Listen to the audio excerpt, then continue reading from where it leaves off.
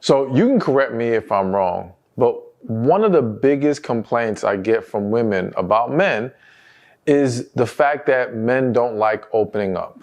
Men don't like communicating and discussing issues and being transparent about what's going on and how they feel about things.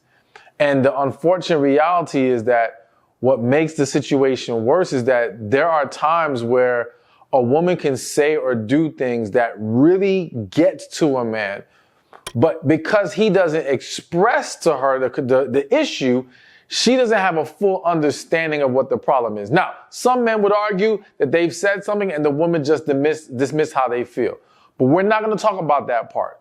We want to focus on the fact that there are a lot of unspoken things that happen or unspoken issues that occur that really can start to destroy the man's confidence. Now, when you looked at the title of this video, I hope you didn't think I was going to tell you how to destroy his confidence on purpose, all right, out of some vengeful rage or anything like that. Because we don't do no unhealthy, we don't give unhealthy tips and tricks on this channel, okay? But I want you to be aware of what can really start to chip away at a man's self-esteem and start to cause problems that will show itself in other ways in the dating process, in a relationship, or even in a marriage. So one of the first things and biggest things that a woman can do that destroys a man's confidence is weaponizing his past. All right? So for a lot of men, number one, just opening up about their past is very difficult to do. They don't do that with everyone.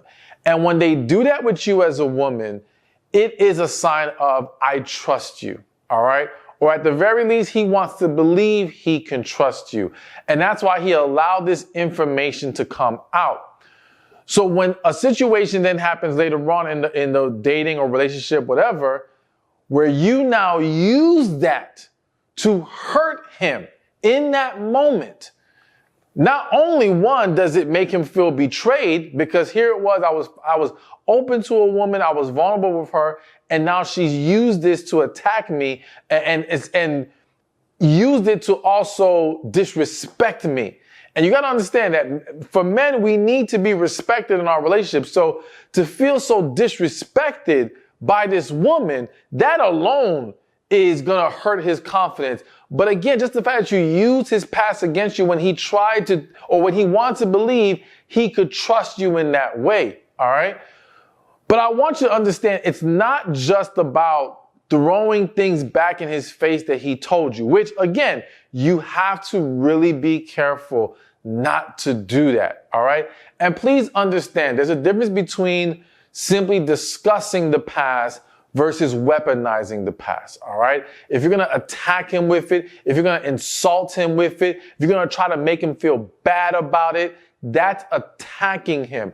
Versus if you're inquiring, so hey, remember that thing you told me, and you're digging deeper because you want to learn more, that's okay, all right? That's okay.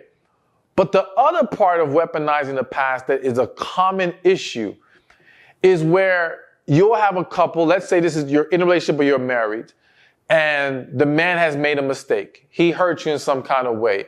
Let's just say he got mad at you one day and cursed you out, and that really hurt your feelings, okay? So now you guys discuss it, and we're working towards being better and communicating better, right? And as he's making this effort, maybe because you feel like he hasn't been acting right for a long time.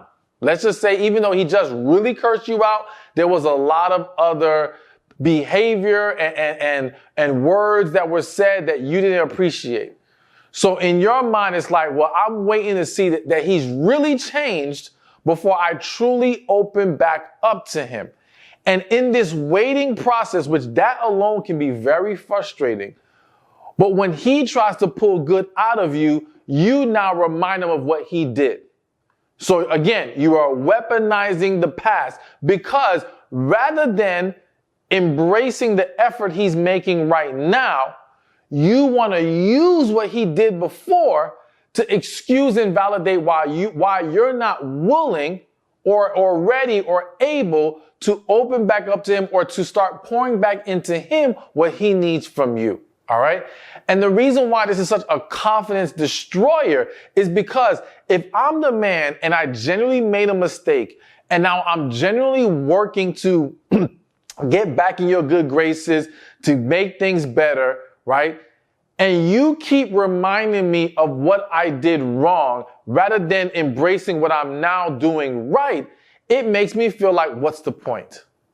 What am I even doing here? I feel like I can't win.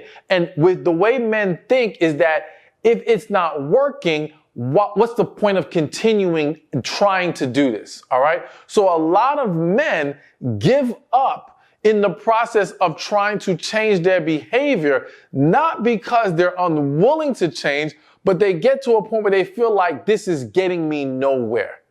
All right. So you have to be mindful. I don't want to go, there's a lot more deeper I can go into this specific point. But what I want to stress to you is that, listen, when it comes to this situation of he made a mistake and we're working on better, you have to focus on not continuously holding the mistake over his head, not dwelling in it, not beating him over the head with it. Instead, focus on, okay, if he's genuinely making an effort, good. And my thing is this. Now, if you're going to say to me, well, he hasn't been making that effort. Okay, well, then we can get to a discussion about why are we still with the guy. Maybe if he's not willing to make any changes, not making any effort, then that's just a sign of then he's just not willing to be serious about making things better with you. So let's end the relationship. But if he is making that effort, you can't overlook that and ignore that, because you're going to cause more problems and do more harm than good. Hey, thank you for watching this video. Be sure to check this one out right here, and I'll see you there. So you can correct me if I'm wrong, but one of the biggest complaints I get from women about men is the fact that men don't like opening up. Men don't like communicating and discussing issues.